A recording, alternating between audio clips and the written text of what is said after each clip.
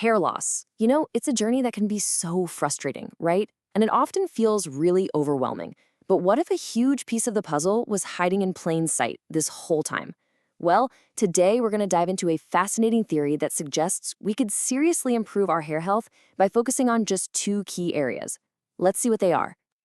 So, what's the big, bold claim here? It all comes down to this number, 15%. The theory we're looking at today suggests that general hair loss could literally be cut in half if people just addressed two specific and maybe overlooked factors. Now, that is a massive statement, so let's break down how that's even supposed to work. And that really is the million-dollar question, isn't it? I mean, a 50% reduction? That would be a total game changer. But how? Well, the theory is really built on two parts. The first one is all about what you eat, and the second is about what's going on deep inside your body. Okay, let's start with the first part, which is, arguably the most controversial bit of this whole theory. It draws this fundamental link between your hair, your diet, and your blood type. The basic idea is that some foods have these proteins called lectins, and they can cause inflammation if they're not a good match for your blood type. And, as you can imagine, that inflammation could really impact your hair. And this quote from the source material just lays it all out there. There's no mincing words, right? This is the central pillar of the whole idea, that our food choices, when we align them with our specific blood type, could be the single most powerful tool we have for cutting down hair loss on a huge global scale. So, what's the supposed payoff for taking this approach? Well, according to the source, there are two really big ones. First, it could delay when hair loss even starts, maybe pushing it way later in life. And second, it could help calm down that internal inflammation that's so often a contributor to hair thinning in the first place. But remember, the blood type diet is only half of the equation. So let's look at the second piece of this puzzle. Beyond what you eat, the theory says there are 4 specific health markers inside your body that are absolutely critical for strong, healthy hair. This is where things get a lot more specific. See, the argument is that just changing your diet might not be enough. You also have to know and manage these specific markers in your blood that are either feeding your hair follicles or, well, starving them. And here they are.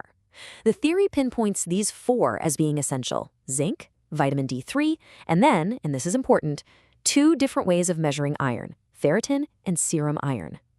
The source really hones in on these because zinc is vital for hair tissue growth and repair, and vitamin D can help kickstart new follicles.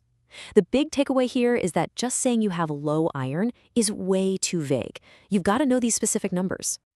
Now, you might be thinking, wait, didn't we just say iron?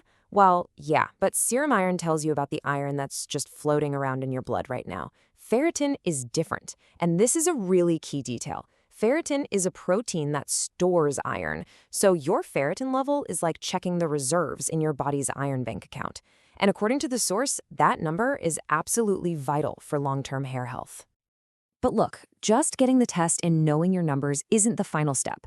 The real goal is to get each of these 4 markers into what's called its optimal range. You can think of it like tuning an instrument. You want every string to be just right. And the tools to do that? Targeted changes to your diet, or, if you need it, specific supplements. Okay, so we've laid out the 2 pillars of the theory: the blood type diet and those 4 key health markers. So what's the game plan? What does this all really boil down to in terms of what you can actually do? The source really boils it all down to a simple 2-step investigation for you to look into. First step, figure out your blood type and learn about the diet that goes with it. Second step, get a blood test for these 4 key levels: zinc, vitamin D3, ferritin, and serum iron. Once you have that data, you can start to figure out how to optimize them. And that, right there, is the powerful idea at the heart of this whole theory. It suggests that the real answers to healthier hair might not be in some bottle on a shelf, but right there inside our own blood. A kind of personalized roadmap based on our unique biology. It's definitely a fascinating perspective to think about.